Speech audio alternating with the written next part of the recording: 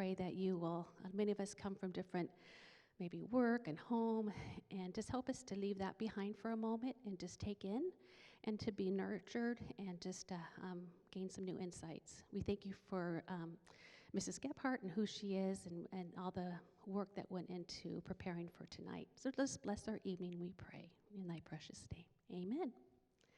So Kristen, go ahead and come on out. I've known Kristen for many years. She was my youngest daughter's, Emma's, third grade teacher, one of her favorites, right? Yeah. So Kristen has been in education for a long time. She's currently now the lower school division head. So I'm going to give her the equipment, and you can get to take over. Okay, yeah, thank welcome. you, Karen. Yeah. What a joy to be together. I want you to imagine, in my life, it was 1999, and I think it was about November, and we had about a 1-month-old. Alex was 1 year, he'd just been born. He's 1 month. It's 2 o'clock in the morning, and we are trying to figure out what's happened because he's not feeling well. So it's 2 o'clock in the morning in my brain, and on the dining room table in our little apartment in Chico, California, is books everywhere because we're trying to figure out what's going on.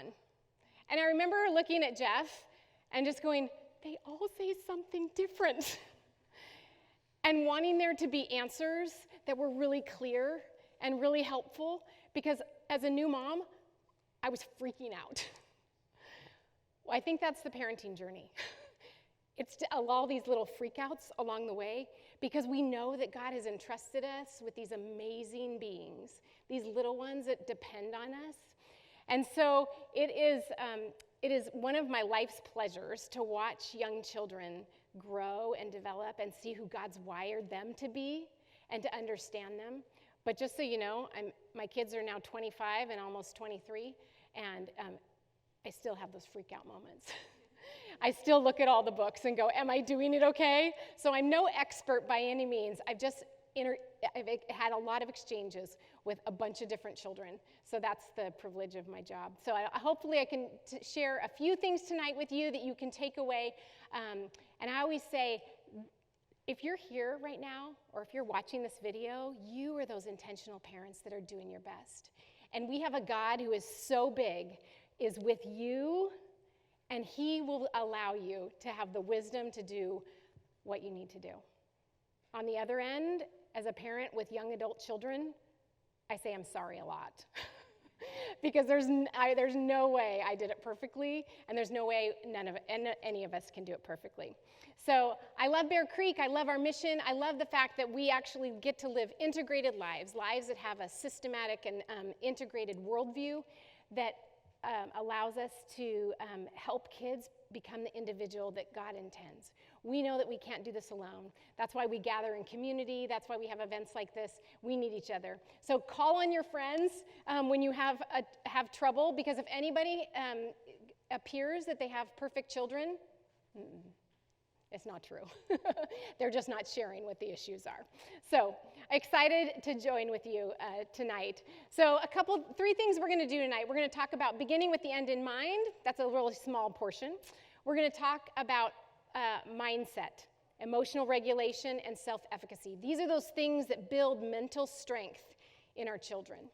And then we're going to unpack a little bit of love and logic. If you're a preschool family, you may have been to my talk this fall, so we're going to talk a little bit about that. And even in our Bear Creek YouTube channel, you can go back and see other talks on love and logic. So we're going to start with beginning with the end in mind.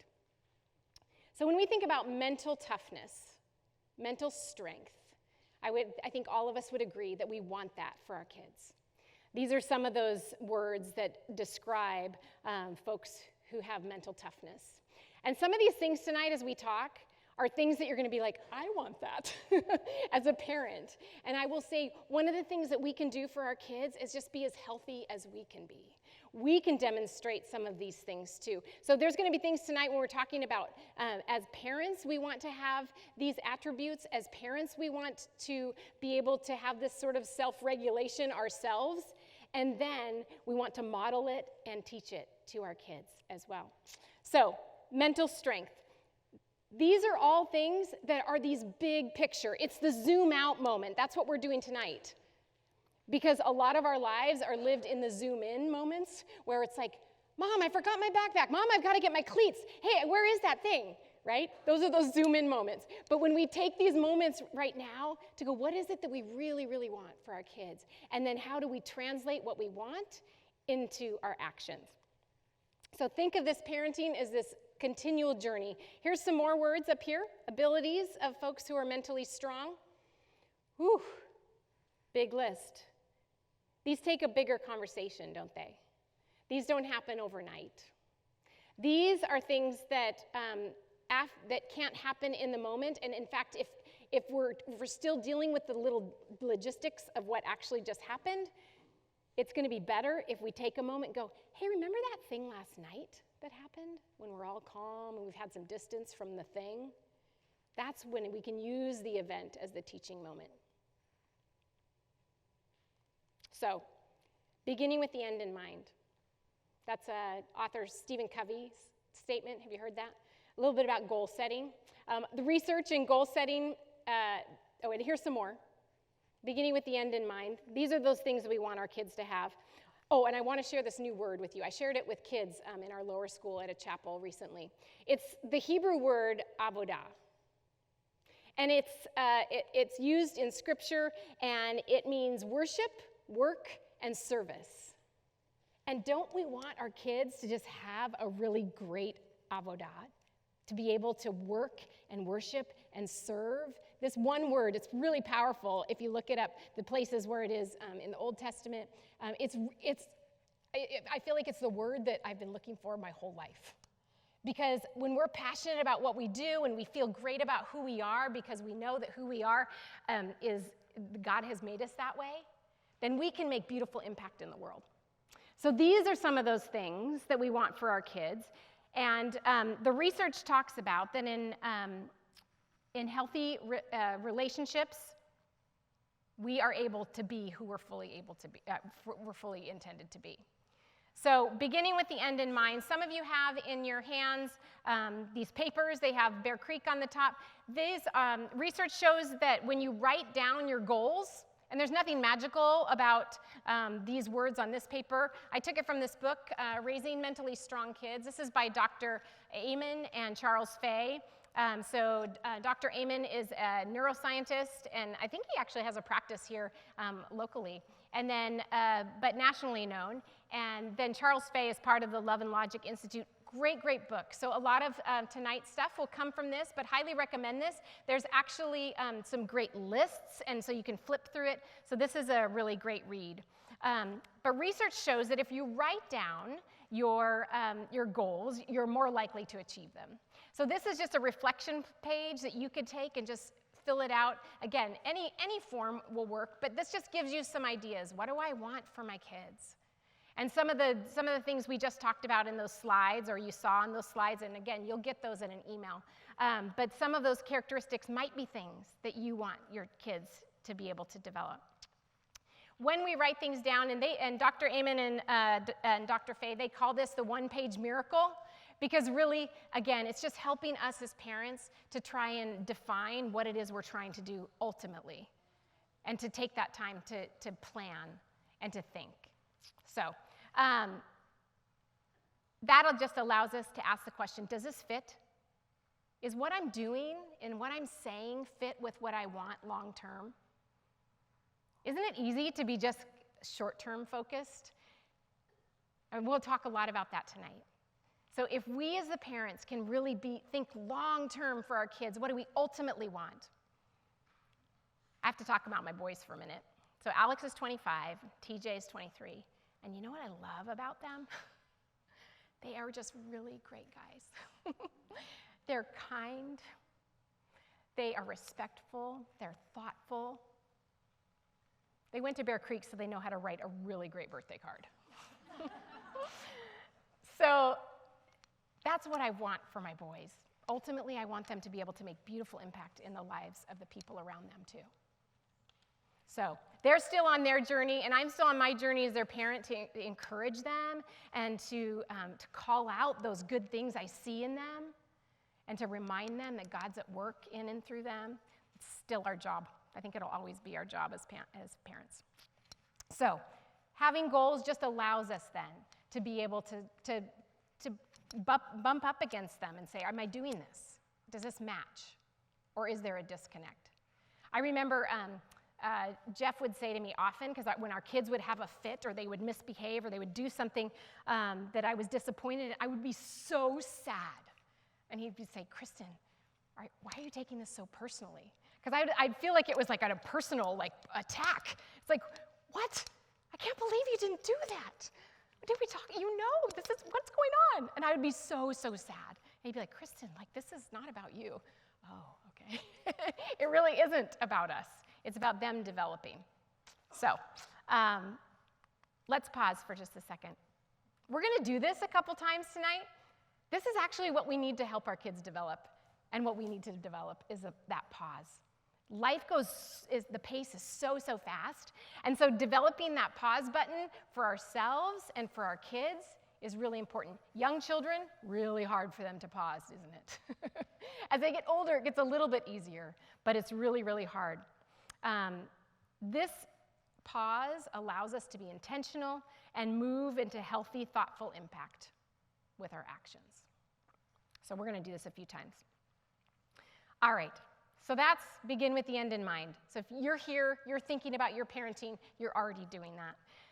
The next section we're going to talk about is mindset. And we're going to talk about 3 parts of mindset. And we're going to camp on this one for a while, on the mindset piece, because this is huge. What we think about, what we focus on, drives our emotional state, our inner emotional state, which then drives our action and how we impact the world. So we're going to camp on mindset for a little bit. We're going to talk about 3 things. We're going to talk about having a growth mindset, a gratitude mindset, and a generosity mindset.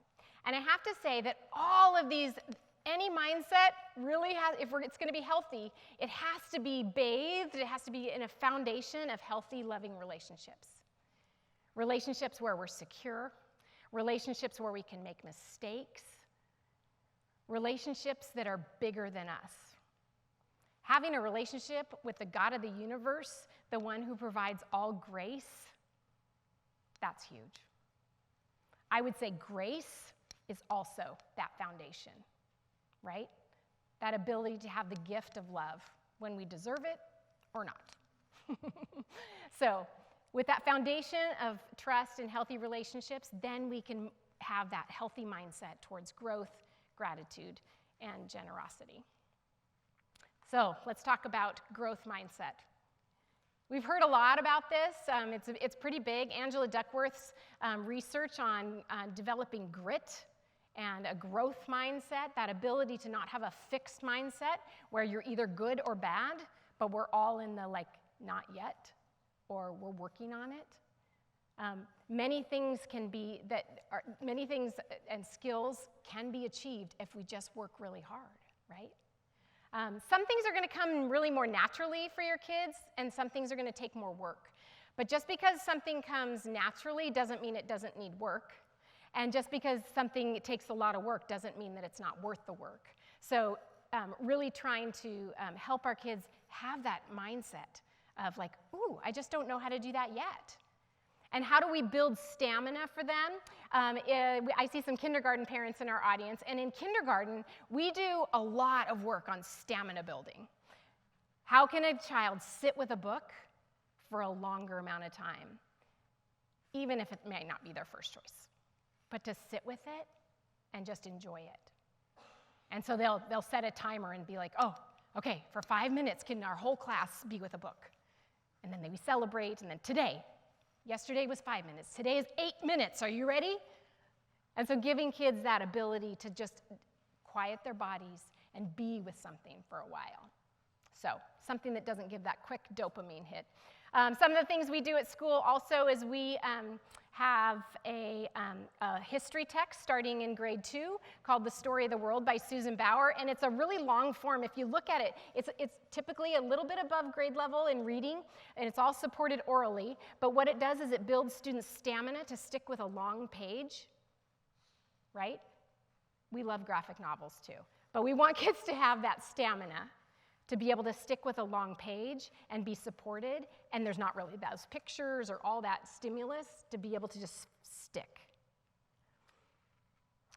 Another way to build stamina in your kids is to be able to give them a checklist. When our kids were young, I would develop this morning checklist. They had an I'm ready ticket, and it removed me from whether or not they were ready. It's not like, okay, have you done this? Have you done that? Nope. Check your checklist. I don't know. The checklist will tell you when you're done. It also gives them the stamina to stick with a list that's longer than just a couple things, right? Because if you give it to them orally, you can only take a couple things. But a whole checklist, if they can design it, even the better, right? Because then they know all the routines, all those morning rituals that have to happen to get you out the door. Celebrate the mistakes. When kids feel like they're not going to be able to, when it's not okay to make a mistake, they might not try.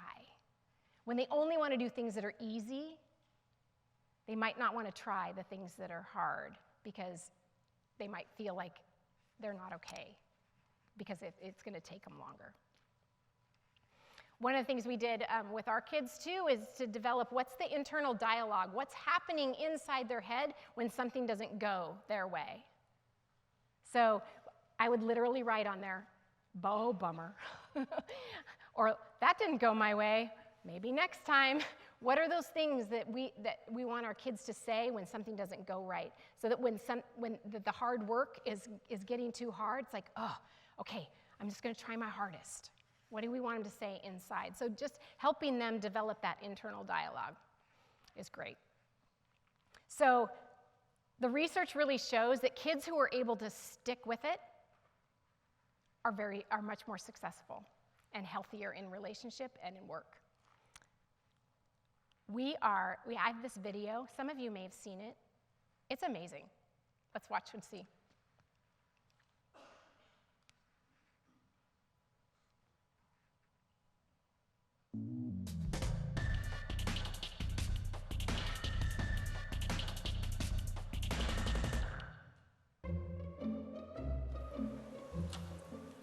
Okay, sit in that chair. All right, here's the deal. Marshmallow for you.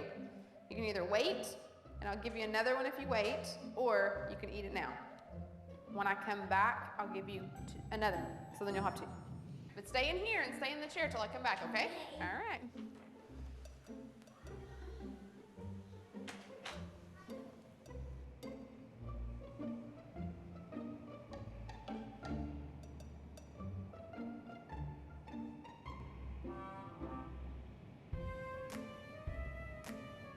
I'm gonna go do something and then I'll come back. It smells yummy. It smells really good.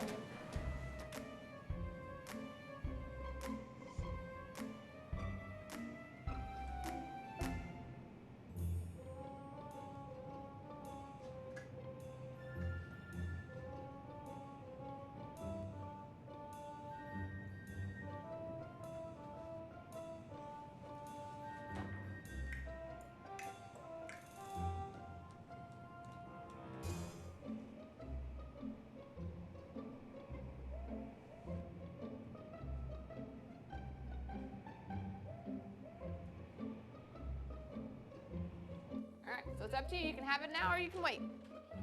Okay?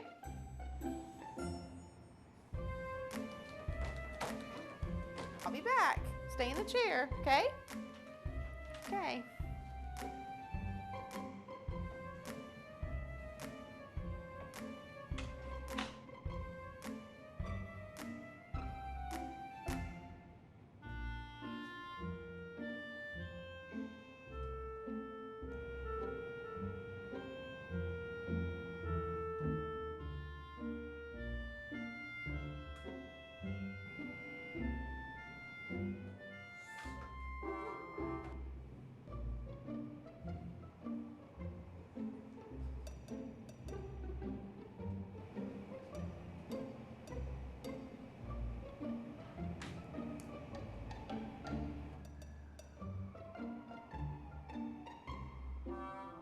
All right, so I'm gonna leave and then I'll come back, okay?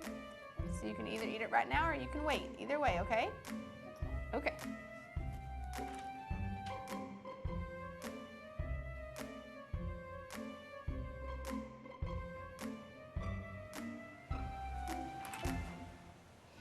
How'd you do? Did you do good? You did? Yeah. You wanted to eat it, didn't you? Yeah. So did I tell you to give you another one? Okay, now you can have both. You need them.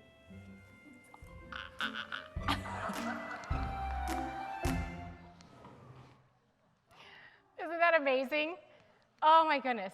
The younger kids they just do not have the ability to delay gratification. We have to help them with that. We have to vision cast for them, and we have to give them opportunities to experience that wait. It's okay for our kids to be bored. It's okay for our kids to not have what they want immediately. And in fact, to give them those experiences. Our language around this really does matter too. So I actually was raised in a family where sometimes they would say, don't work too hard. And so now I'm like, with my kids, we call it good hard work. Because work is good. We're designed to work. Ephesians says, for it is by grace you've been saved through faith, and this is the gift of God, not by works, so that no one can boast. And then the next verse talks about how we are designed to do the work that God has prepared for us to do in advance. He's got work for us to do. Work is good. And so having that sense of what is our dialogue around work, how do we talk about our own work? How do we talk about what we need to do? And how do they experience our experience of work? Because they take their cues from us. So it takes a long time to learn to play an instrument. Things like that are really good for kids. You don't get the immediate gratification. It's not garage band, right? You don't automatically get to perform on stage. You sound really bad at first. And it's hard for kids, but it's so, so good. And the reward is a lifetime reward. So the next part of mindset we're going to talk about, so we just talked about growth. Let's talk a little bit about gratitude. So we want, especially in these young years, we want to train kids' eyes and their lives to pursue truth, beauty, and goodness. And there's a lot of science that is around that's around gratitude and what gratitude does in our brain. So there's this natural reward system that happens. When we express gratitude, it activates this brain's reward system, including that prefrontal cortex. That's that part of the brain that does all the reasoning, the judgment. It helps us in social scenarios. It helps us with regulation. So that part of the brain is then activated, and then that releases dopamine, and that creates a sense of pleasure. And then that reinforces the feeling of gratitude and encourages pro-social behavior. So it's this positive cycle. So you've probably heard of like a gratitude journal, or some at the end of the night doing a little survey of like, what are you grateful for? Those are the things that we want our kids' brains to be on, because that actually is that positive loop that happens. That gratitude circuit, that process of feeling grateful, involves a lot of parts of our brain. And then those areas help process and integrate social information, reinforcing, again, the feeling of gratitude. So just the act of naming things that we're grateful for actually helps build mental strength, and it helps us in all of our relationships too. So gratitude is a huge way of building mental strength. I'll tell you a little secret. Sometimes in the day when my day gets tough, I do something very selfish, and I write a thank you note. It's a personal practice. It's for selfish reasons, but it actually helps me do my job better. Because if I'm having a rough time and I write a thank you note, it does all those things in my brain. And then I figure, well, maybe this person will be blessed by it too. So that's my little secret. Let's move on to the next one. So we've talked about foundation of grace, great relationships, a growth mindset, a gratitude mindset, and then a mindset towards generosity. And that's about giving away who we are, right? Giving away what God has given us. Proverbs 11:25 says, a generous person will prosper. Whoever refreshes others will be refreshed. So again, there's that positive loop right there in the way God designed it. And this means giving our time, our money, our service, all of who we are, as a way of benefiting the world, but also being who we're designed to be. And so when we do those things, we get the benefit. I think God is honored. It's that word avodah we were talking about earlier. And then I also think what it does is it builds that self-confidence in who we are when we're generous. It's really hard to give from a place of insecurity. You just have to kind of give it, right? I also think this means giving a benefit of the doubt to others, assuming the best, right? Having that ability to go, oh, they probably didn't mean that. With kids, I often talk about intent versus impact, because sometimes kids will feel really, really wronged. And they were wronged because the impact in their life was that something didn't go well for them, or they felt their feelings were hurt, or just something didn't work. It doesn't necessarily mean that the person who said that comment intended to hurt them, right? So again, having a generous spirit and being like, oh, they could have had a bad day. So, Scripture says in Matthew 6:21, for where your treasure is, there your heart will be also. Our heart follows what we value. And so if we value giving away to others, that can be really powerful, giving away who we are. So helping our kids think about others and be generous. So again, where we focus is really important. That's why we've camped on this mindset piece for a while. And then that engages this inner state, and then that drives our behavior. In Scripture, over and over and over again, God says, do not fear. Do not fear. Probably because he knew we were going to fear. So this next thing I want to talk about is just a model to really gauge our thinking. Am I being fearful right now? Am I in this fear-based, problem-based mindset? And how can I shift from that? So this is just a model to help us assess our thinking. So the blue triangle down below, that's the Cartman-dreaded drama triangle. And you'll see there's 3 roles there. There's a persecutor, there's a victim, and there's a rescuer. And then the triangle above is that passion-based, outcome-focused empowerment dynamic, which we do want to shift our thinking to when we can. And that has the challenger, and the creator, and then the coach. So let's talk about this for a minute. This can be helpful for us as parents, and it can be helpful for our children, and as we talk about and we think about their roles in different scenarios. So let's look at this one for a second. So if we look at the bottom triangle by itself, let's come up with a little scenario. So let's say student or child Jill has come home, and she is just in a puddle of tears. Because her friend, Melanie, during they were in writing partners, told her that her pictures were ugly. Said, you did not add enough detail in those pictures. Those were her exact words. You did not add enough details in those pictures. And Jill said, she thinks my pictures are ugly. She was just in tears. So, mom says, don't worry. I'm going to write an email to that teacher, and we're going to talk to Melanie. How do you think Jill feels in that moment?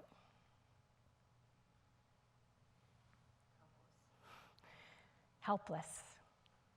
So Jill, all of a sudden, has no power. She was expressing what happened to her, and mom has swept in and rescued her, right? Because mom identifies there's a problem and I need to solve it. And in fact, Jill, the victim, is kind of the problem because she's crying, right? And Melanie has become the persecutor. So kind of interesting to think about. So Jill probably doesn't feel so good with that one. Maybe she feels a little relief, like, okay. When we're fearful, there's just only a couple things we can do, right? We can fight, We can flight, head out of here, or freeze. And so all three of those, if we're in that blue triangle, that's what's happening. But if we shift it, we have a greater opportunity to build capacity in our child. So Jill comes home. She's so sad because Melanie said that your pictures just don't have enough detail in them. And she's upset. She can't believe it. Melanie thinks I'm a terrible artist. That might not have been what Melanie said, right? So Mom says, ooh, I am so sorry. So right now, Mom is trying to move from rescuer to coach, and she's trying to put Jill in that position of creator. Jill, what do you think about your drawings? Let's think about what you think about your drawings. Well, I didn't really have that much time, and I didn't really focus that much on my drawings, said Jill, but it just didn't really feel good that she told me that I needed more detail in my drawings. Yeah, I could see where that would make you feel uncomfortable. So Mom unpacks it a little bit more. So what Jill's experiencing is just some uncomfortability with some feedback. Or even if the comment was, I don't like your drawings, to be able to say, is that okay for her not to like your drawings? Do you like your drawings? To be able just to question and drill down a little bit more. And maybe Jill says, actually, I didn't really put much effort in it. I think I could do better on my drawings. I could add some more detail. Or no, I like my drawings. They were fine. Or, actually I didn't care about the drawing. I was really working on my writing. So to be able to unpack it and say, let's think a little bit more creatively about the scenario. How do you think Jill would feel with those questions? She's definitely empowered. Empowered to have her own feelings, empowered to not necessarily care what other people think. And as a coach, it could be like, well, if Melanie's your friend and that hurts your feelings, what might you say? To be able to address a relationship dynamic that could be able to say, I don't like that when you do that. When you said that hurt my feelings. That's okay to say those things. Jill has a lot of power when we support a child like that. I want to read, actually I'm not going to read. I'm going to move along. So let's pause another minute. Any shifts you'd like to make in your mindset, thinking about growth mindset, gratitude mindset, generosity mindset? Any shifts you'd like for your kids?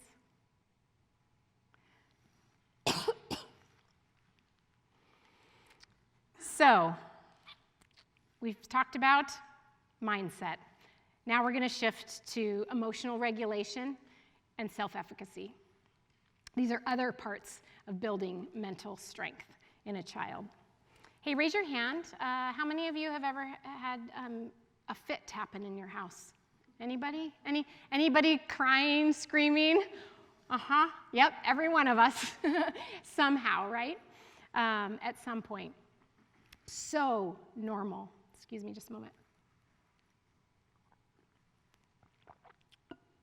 You can throw mindset out the window when we're dysregulated, right? For any of us. So being able to cool off as parents, and I remember one of our teachers, Sherry Brown, she just shared with us, like, our kids are going to go on this emotional roller coaster, we stay on the platform, right? As much as possible. So we need to help them to self-regulate in order to get back to those healthy mindsets, right? Because when we're flooded, there's no way that we can really think. Our prefrontal cortex is not working at that point. It's just not healthy. The other thing, middle of the night. Anybody have fears in the middle of the night? And that's when I wake up. It'll be 2 a.m, and I'll be like, I'm worried about Alex. Oh, I'm worried about TJ. Middle of the night, and I have to tell my brain, you're not doing your best thinking, stop it. Because again, we can't have that healthy mindset unless we are engaging the parts of our brain that will help us do that well. So let's go ahead and think through emotional regulation a little bit. These are basics, right? I don't know, my watch, it can do a lot of this, right? It can regulate my sleep. I can get a sleep score in the morning. I can find out, how I can close my rings. I can track my calories. It doesn't track friendship. Well, maybe text would do that. I'm not much on social media, so maybe likes and things like that. I'm not sure. But anyway, these are just those basics. And if one of these things is off too, for us or for our kids, that's also when it's going to be hard to have that healthy mindset. It's going to be harder to regulate our emotions. So sometimes we just have to give a lot of grace if we pushed our kids and they stayed up later. We have to give ourselves grace if we had a terrible night's sleep. So these are just some of those basics. Again, thinking through how do we set our kids up for success, some of these things, these basic things, are going to be a great, strong foundation. So these are then some strategies to being able to getting to calm. And what our kids need when they're having a dysregulated moment is they just need us to be present with them and to listen, maybe helping them name what they're feeling, giving them some time, some attention. And sometimes that's really hard because it often happens at the most inconvenient times, right? It's like right before somebody's coming over for dinner or right before you have to head out for school. But as much as possible, just trying to give them that. I watch this all week long. My office is located in our kindergarten and first grade wing, and our kindergarten and first grade teachers are amazing at being this container for our kids. Somebody will come in really upset, like, I didn't even know what it was, but they were upset about something, and the teacher listened to them and said, you know what, we're gonna make this happen. It's gonna be okay. We're gonna work through this. And the child's like, okay.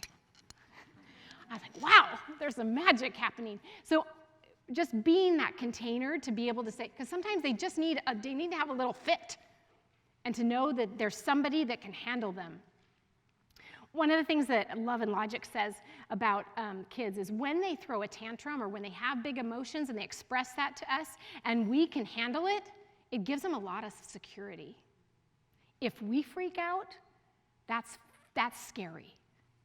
Because if we freak out, if we're upset, then what happens is they think, I am so much trouble that my parents can't even handle this, right?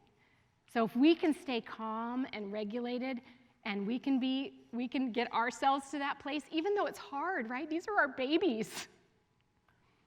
And I was raised in a family where there was really, really tons of love expressed and tons of emotion. Big, bad, ugly, all of it. And so in parenting, I often wanted to match the emotion, especially when they're little. Because when they're little, you can parent with that, like, I'm bigger than you, I'm louder than you, I'm stronger than you. But that's not sustainable, right? So getting to that calm space. So these are some strategies. We talked about mindfulness, really thinking. Scripture all over. Read the Psalms, right? It's a way of really kind of going, ooh, let me just pray here for a minute. It's really powerful. God asks us to meditate on his law. Changing the way we think about a situation, that's what we talked about with those triangles, that cognitive reappraisal. Am I being problem-focused or am I being solution-focused right now? How could we solve this? How could we think of a better outcome? My mom, when I was in middle school and high school, she's so smart. She'd just say, Kristen, I think you need to go for a jog. Because I would just be upset about something. And now I look at all this research, I'm like, you are a smart lady. Yes, I did need to go for a jog. Just get out, go do some exercise. Absolutely. And then these are great strategies for us. So I was at the gym the other day, and I was preparing for this talk. And so they have this, it didn't look quite like this, but it's a, get ready, I'm gonna ask you to do this. So there's this thing with springs on it, and you balance. It's called a mobility stabilizer. I couldn't find a picture of the right one. But anyway, so I was 1 foot, and I was trying to, you try and balance, and you can focus, and if you close your eyes, it's harder. But what I did is then started to think about something that was stressful. I thought about tonight's talk. It was kind of big. And then the spring started to wobble. Because when there's so much interconnectedness to who we are. So when I started to think then about, had a challenging, another situation that I was thinking about in my brain, and the spring started to wobble. Okay, stand up, let's try it. Okay, it's not a spring, but it is a slanted room here, okay? So just try and stand on one leg, and if you want, if you're really good at that, you can make it harder by closing your eyes, okay? And when we focus here and we're present, we're pretty good. Now just try and think about something that's really hard. Think about something that's hard going on in your life. It's amazing. It's amazing how much cognition relates to our emotional regulation. You can have a seat or you can stand, you decide. So I thought this was a really good example of how we have to be calm in order to think clearly. Because if I, even just by thinking about stressful scenarios, it changes what's going on in our bodies. So to know that for us and to know that for our kids. Okay, so we've talked about mindset, we've talked about emotional regulation, and now we're going to talk about self-efficacy. So we want our kids to be confident, we want them to be responsible, we want them to be ethical and caring, we want them to be prepared to make positive contributions in the world. We want them to feel that sense of I can do good things in the world. I have this sense of strength within me.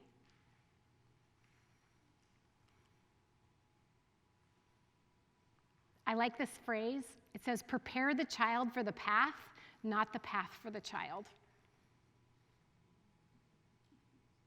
Because as much as we want them not to experience pain or bumps in their road, the younger they are that they deal with those bumps and those painful things in their road, the stronger they can become. Here's what happens a lot of times. As parents, we want so much to love our kids that we solve their little problems for us, and you know what that does for us? We feel like we're being good parents because we're solving problems. So we often will take those problems that they might be able to handle on their own, and we rob them of their chance to develop that power in themselves.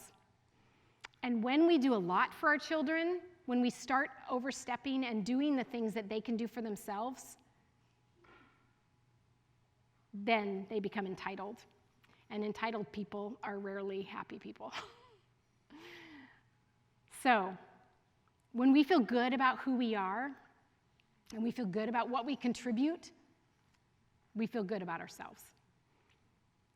If we're not competent because we haven't gained those skills, and we rely on other people too much, we can start blaming others. This happens a lot, actually. In our hallways, a kid will say, "My mom forgot to put my homework in my bag." And so I just gently come alongside them. I'm like, ha ha. And we'll just say, do you think that you might be able to solve this one? What would you do if your mom never put your homework in your bag? What could you do? And if they can't think of something, because oftentimes they're like, what? Well, my mom's responsible for that. And I'll just say, well, you want to know what some other kids might have tried? They put their own homework in their bag. So we talk a little bit through that. Again, it's that shift, right? But if we don't help them recognize that they can do it themselves, then sometimes they just keep relying on us to continue to do it.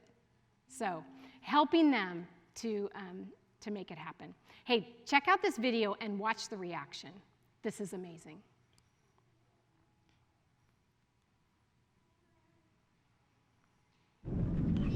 Big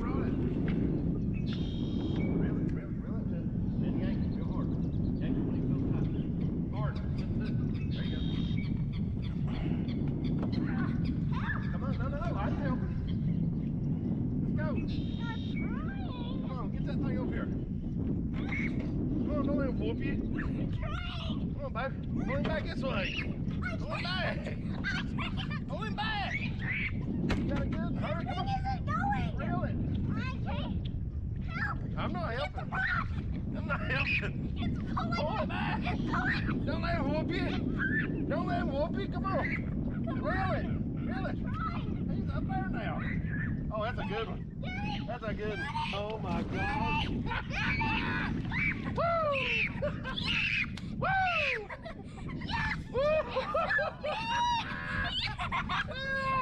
Stop crying. Oh my gosh, look at this. Yeah. Can we weigh this one? Woo! Can we weigh it? Yeah, we'll weigh it. Yes.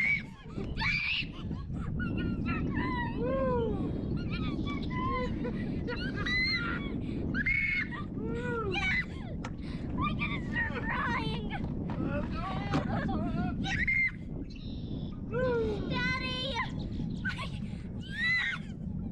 I don't even care if it weighs like 5 pounds. That felt so good. That hurts so bad. How much does it weigh? Oh my gosh. Here, hold it up. Hold it by that right there. Take a picture. Yes! Wait, hold on. It's still going. Good. It's still going. Hold on. Hold it right here. Put your hand right there.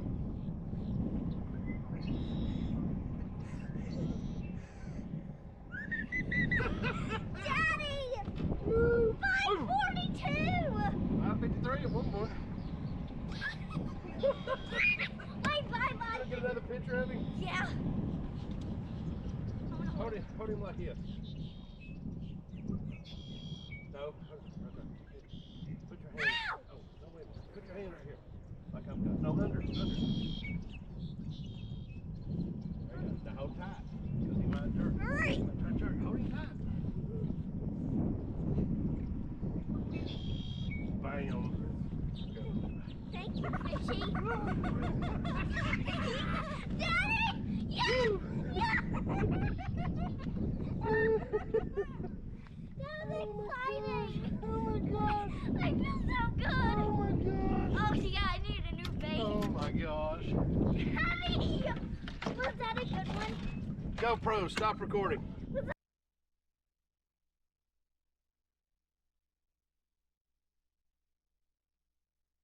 Good.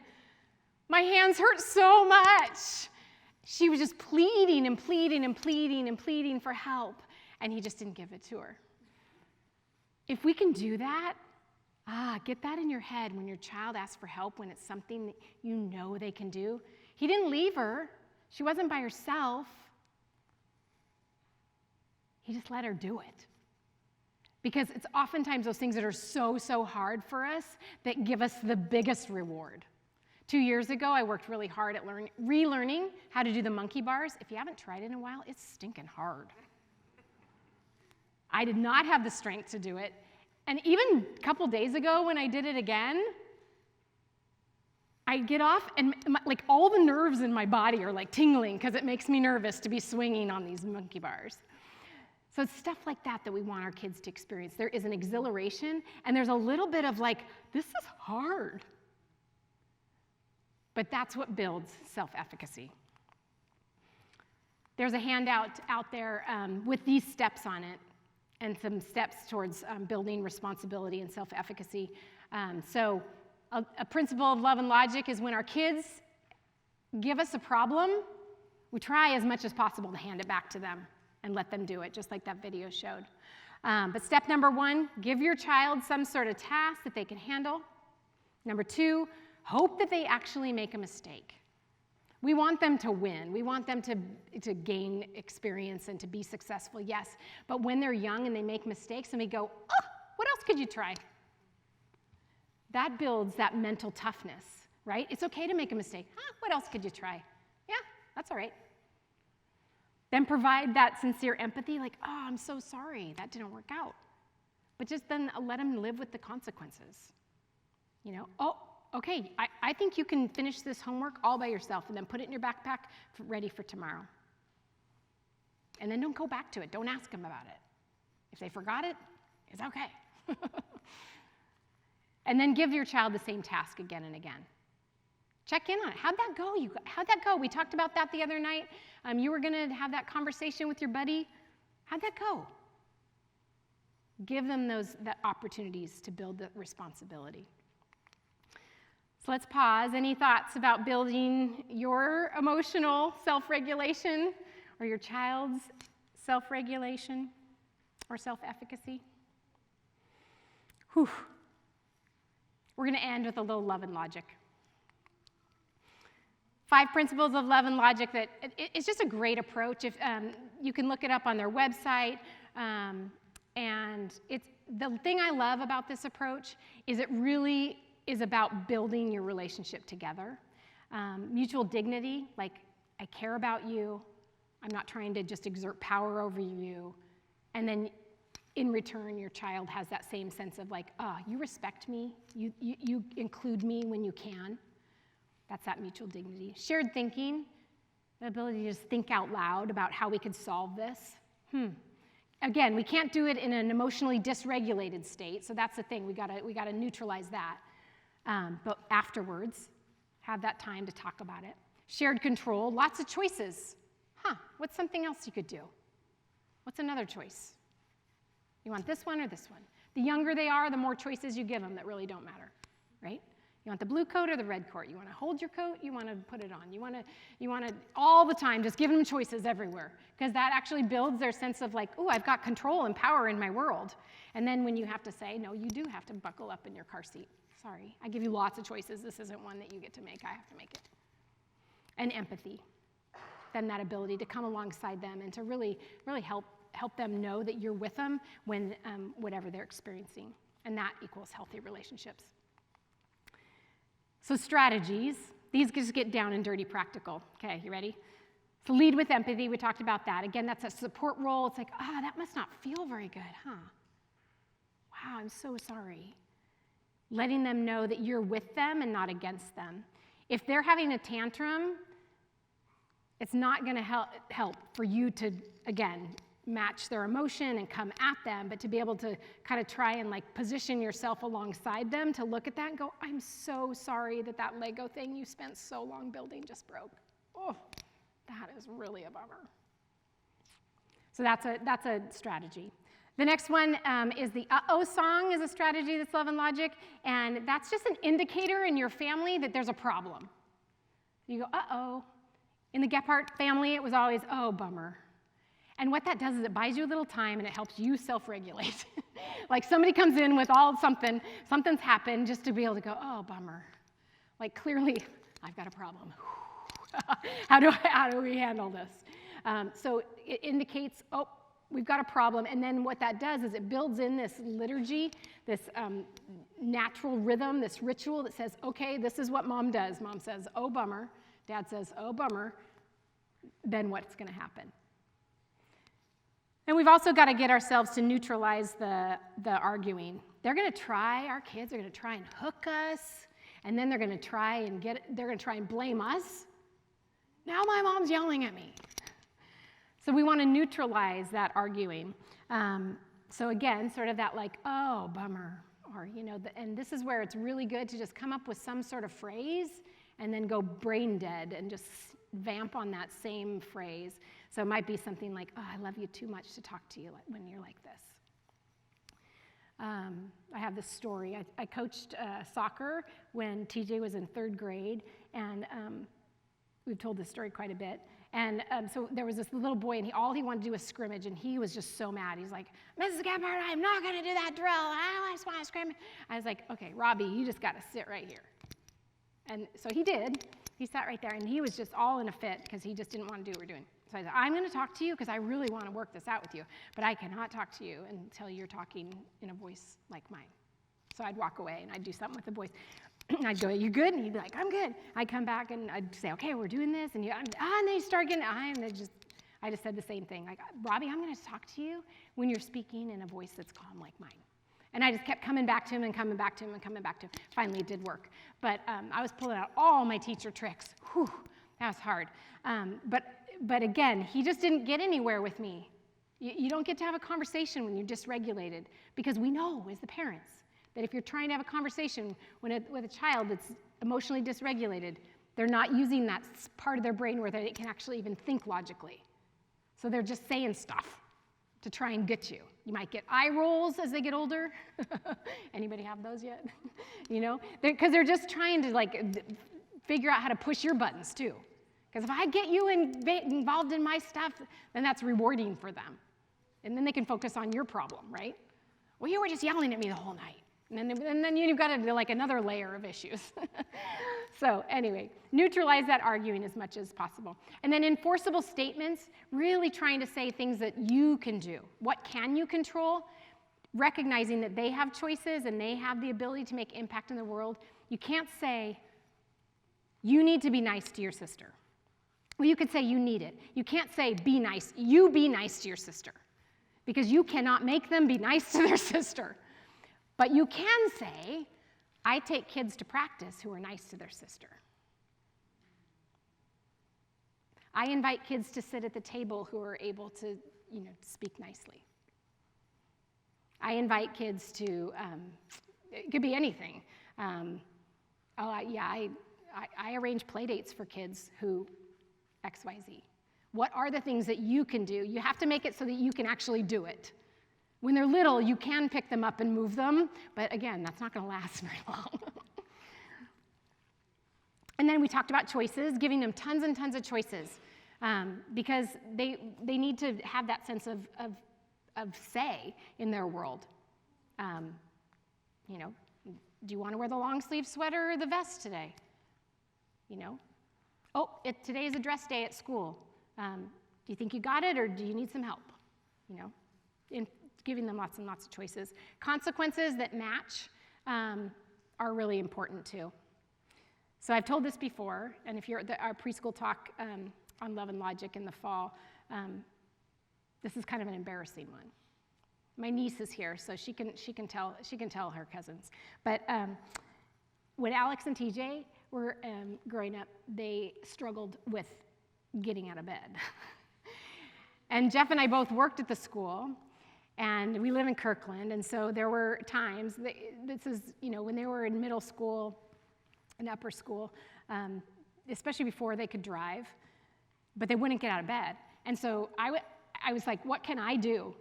I can only leave and just leave them there. And so I would do that, because eventually I just had to go. Like, I can't physically get these big, huge boys out of bed. So I would just say, okay, I'm leaving.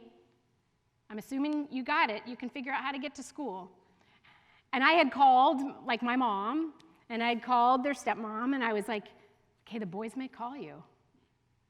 You don't have to lecture them. You don't have to give anything, but just know that they'll pay you back, do something.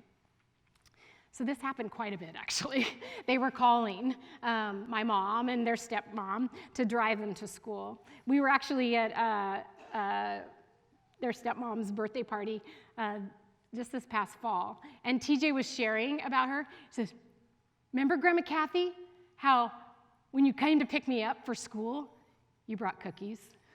You're the best. It actually was a win for them too, because what it did is it solidified their relationship, and they reached out to people who they knew cared about them.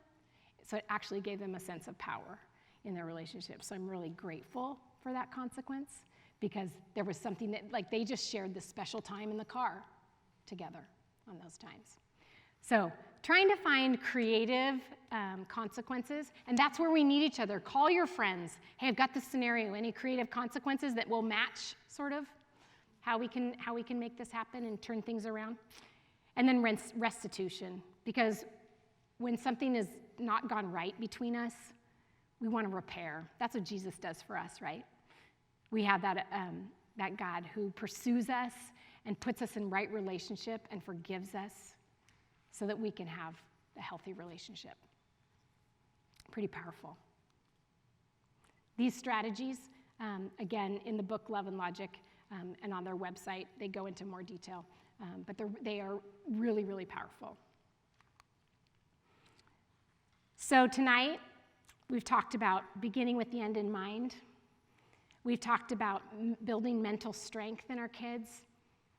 And part of that is that mindset, that growth mindset, gratitude mindset, generosity mindset. We've talked about emotional self-regulation, We talked about self-efficacy, building that in our kids, for this mental strength that we want for them. And I just want to say thank you for coming tonight, because clearly you're parents who care about your children.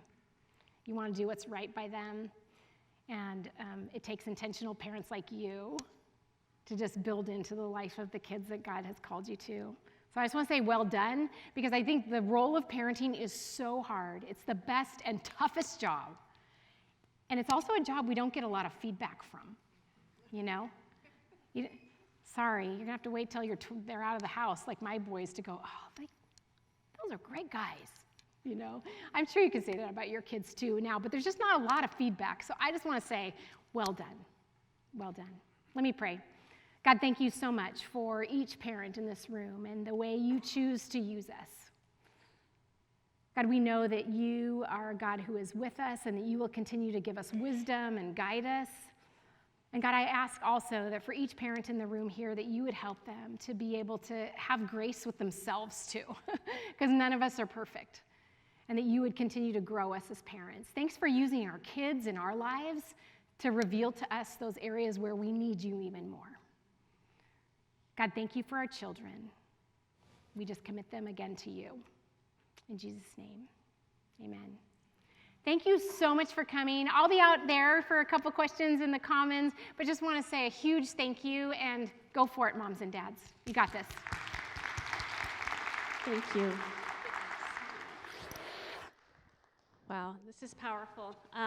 Kristen is going to stay a little bit outside. You can say hi to her before you leave. But what I would like just to show you real quick is some resources, and the PowerPoint survey is coming to you tomorrow or the next day. And just some of the links some of the research, if you see anything highlighted, they're links. So there's lots of research in addition to the resources that we have for you. Please fill out the survey. If you're an educator, that's really important.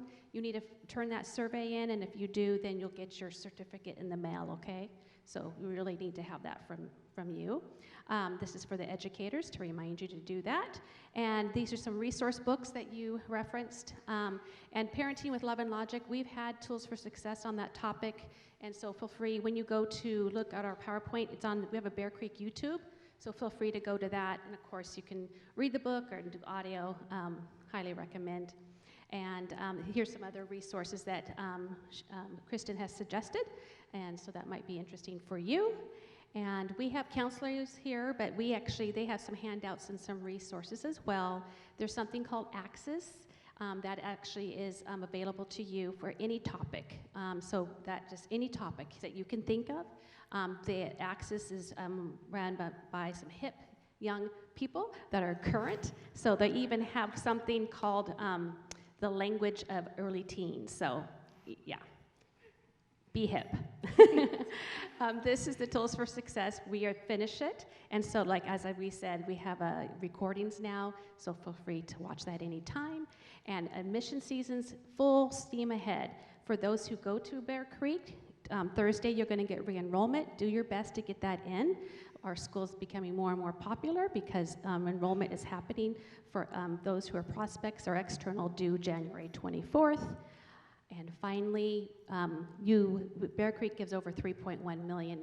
We won't go into just the generosity. We're very, very blessed. This video will let you know that there's affordability here. And so please pass that on to colleagues and friends as well.